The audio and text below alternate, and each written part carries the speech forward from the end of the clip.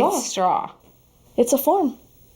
With pink. Welcome to MsMojo, and today we're counting down our picks for TV's most bizarre and unfortunate home transformations and the dramatic reactions they inspire. I'm gonna have to leave the room now. You're that disappointed.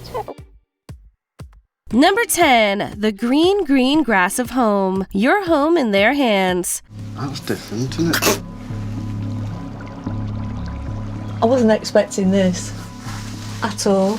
In each episode of this British makeover series, 4 aspiring interior designers were given £15,000 and let loose in the homes of gullible members of the public. It didn't always end well. Sticking to the brief often proved an impossible task, with the clients' requests left open to interpretation. This homeowner asked for a warm hug of a hallway. What she got was a wall of floor-to-ceiling plant life, astroturf for carpet, and a peephole into the downstairs toilet. In all fairness, her instructions were vague, but her disappointment was definitely valid. I know how much time and effort Stephen's put into the house, and now I feel I've taken it away from him. Number 9. Victoriaiana and Igloos. Home on their own. Letting your kids decorate your house? Brave or stupid? Ask English actress Linda Robson, who was persuaded to participate in the short-lived renovation show Home on Their Own. I'm great. How are you? Linda, I'm ready to. You're not crying. I'm crying. Oh, don't cry. You've not even got in the house yet, Linda. Have I got anything to be crying about? The name of the game is this. Each child gets a room to make over, and a team of professionals are brought in to make their dreams come true. Linda was resigned to her fate, but she'd hoped for better from her eldest daughter. Horrible. It is Are you- really Nicer out of horrible. all of them. I thought she would have done the Lauren was nicest. the one that we weren't worried about. Lauren! Are you going to keep it, Linda? Why did you do this to us? The team decked out the lounge in a Victorian Gothic style, kryptonite for her contemporary loving parent. Meanwhile, the youngest opted for a slide and a bouncy room. And the middle was all about igloos. Still, you can't fault their imagination. Oh, it's your mum's bedroom. Does she know you're doing this? Don't be silly. It's a surprise. Surprise, we're hoping it's a complete shock. Number 8. The Prince Room. Trading spaces. Trusting your kids with home renovations is risky business. But as trading spaces proved time and time again, trusting your neighbors is not much better. What the What? Hell to the no. In this memorable episode, the homeowner requested a Prince-themed basement. We waited for Hildy the designer to bust out the purple paint in homage to the flamboyant musician, but she never liked to be predictable. And what says Prince better than neutrals, leaf motifs, and scatter cushions?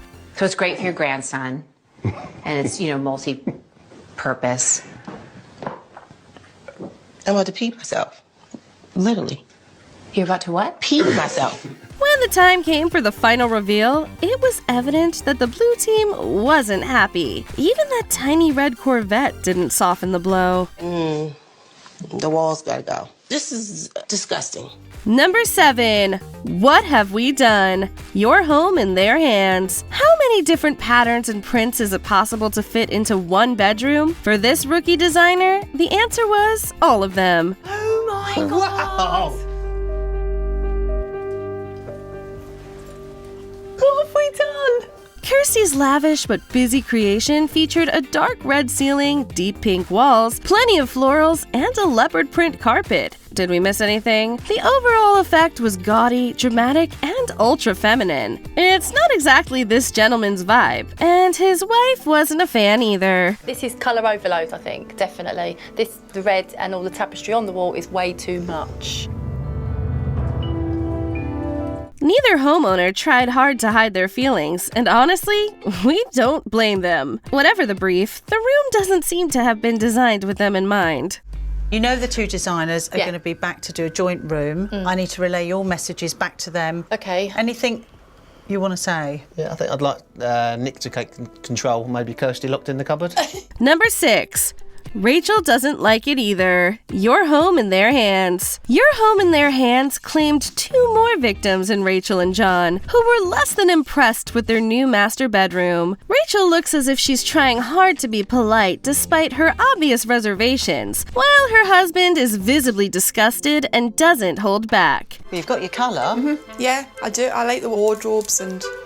No, it's too much. For me, it's too busy. I wouldn't have done anything like it, and I don't like it. In a tense standoff, the host tried to gaslight us into thinking John was just a hater, but she wasn't convincing anyone that this maximalist makeover was what Rachel would have chosen for herself. I think it'll grow on us. I do like the bed and the wardrobes. I did ask for colour. We're not sure what the designer was thinking, but maybe it should have stayed in their head. Sometimes, less is more. We took a chance when we handed the keys over, and she's done colour, what I asked for. Might grow on you. Fungus grows. That's horrible. Number 5. Hay on the Walls. Trading Spaces. There's no rhyme or reason for this infamous Trading Spaces makeover, unless the designer went temporarily insane. Usually, hay is for horses, but not when Hildy redesigns a room. April and Leslie certainly didn't expect it on their walls. In what world would anyone ask for living room walls plastered with decorative bits of straw? At least it's different, and apparently it smells nice. But that's all that can be said for the bizarre design choice. I said I really didn't want a kid room, but I'm going to be cleaning up straw for the rest of my life. The homeowners seem confused at best, and aside from the aesthetic, they soon recognize another fatal flaw. Flaking bits of hay within the reach of little hands is not a child-friendly option. The pink ceiling didn't go down well either. That's the first thing you noticed was the ceiling. Yeah. Wow. It's not a kid room. Number 4. The cartoonish room. Your Home in Their Hands. When creating the perfect sanctuary for a teenager, you walk a delicate line between childhood and adulthood. Nothing too babyish or boring, and definitely not whatever this is. No. I like it. No, I hate it. I like it. No. After tackling the parents' bedroom with mixed results, this designer let their imagination run wild. For the teenage daughter's room, they opted for a bold and stylized design, featuring a lot of monochrome and cartoonish drawings in an exaggeratingly childish style. This is really exciting because, Jess has got to live in here, so that's a really cool thing. Yeah, but as 15 is a tricky age, maybe you shouldn't be using a permanent marker. For a very specific young person, a unique transformation like this one could have been the dream. But it was a big risk, and it didn't pay off. None of your friends are going to have a room like this. None of them.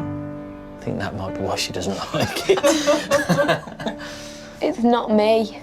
I really don't think this is me at all. Number 3. A Day at the Beach. Trading Spaces. Oh no. Did you look? No, I'm feeling something on my...